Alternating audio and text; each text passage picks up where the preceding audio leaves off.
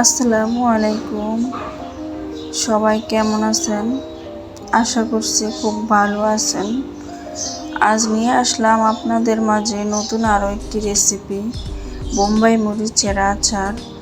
খুব সহজ আর simple, but খেতে অসম্ভব সুস্বাদু আর সময় লাগবে খুবই কম। সেই রেসিপিটি আপনাদের মাঝে নিয়ে আসলাম। তাহলে চলুন দেখে নিই আমাদের মূল রেসিপিটি। এখানে চুলায় আমি একটি ফ্রাই প্যান বসিয়ে দিয়ে দিলাম 1 কাপ সরিষার তেল, আর দিয়ে দিলাম 1 টেবিল চামচ পাঁচফোড়ন। এগুলি দেওয়ার পর আমি একটু ভেজে নেব হালকা আছে। ভেজে নেওয়ার পর এ পর্যায়ে আমি এখানে অ্যাড করে দিলাম 1 কাপ আস্ত রসুনের কোয়া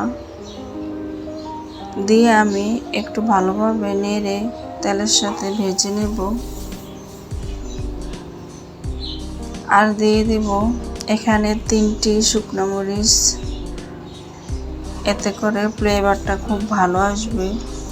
আর 1/2 কাপ সরিষা বাটা দিয়ে দিলাম। আর দিয়ে দিলাম 1 কাপ তেঁতুল, আমি একটু পানি দিয়ে মথে নিয়েছি, কারণ এই তেঁতুলটা একটু হার্ড ছিল। সব কিছু আমি একত্রে একটু মিক্স করে নিলাম। এ পর্যায়ে আমি এখানে দিয়ে দিলাম 1/2 কাপ চিনি। আপনারা চাইলে এখানে চিনির পরিমাণটা বাড়িয়ে বা কমিয়েও দিতে পারেন। একত্রে সব কিছু মিক্স করে নেওয়ার পর, চিনিটা গলে আসার পর আমি এখানে দিয়ে দিলাম বোম্বাই মরিচ। চেষ্টা করবেন কিছু পাকা আর কিছু কাঁচা নেওয়ার, এতে করে দেখতে খুব সুন্দর লাগবে আর ফ্লেভারটা তো দারুণ। এভাবে আমি মরিচের সাথে মশলাগুলো সব একত্রে নেড়ে মিক্স করে নেব।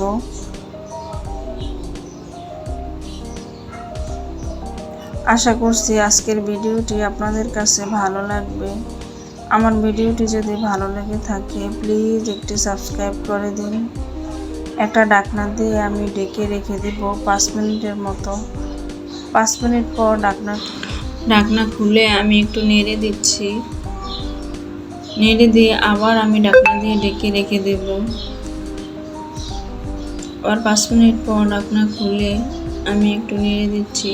এ পর্যায়ে আর আমি ঢাকনা এখানে দেব না, এভাবে আমি নাড়তে থাকবো। এই বোম্বাই মরিচের আচারটি খিচুড়ির সাথে খেতে অনেক দারুণ লাগে। এমনিতে খাওয়া যায়, তবে খিচুড়ির সাথে বেশি টেস্ট লাগে। কতটা সহজ আর সিম্পল ভাবে দেখিয়েছি, আশা করছি আপনাদের অনেকটা উপকারে আসবে।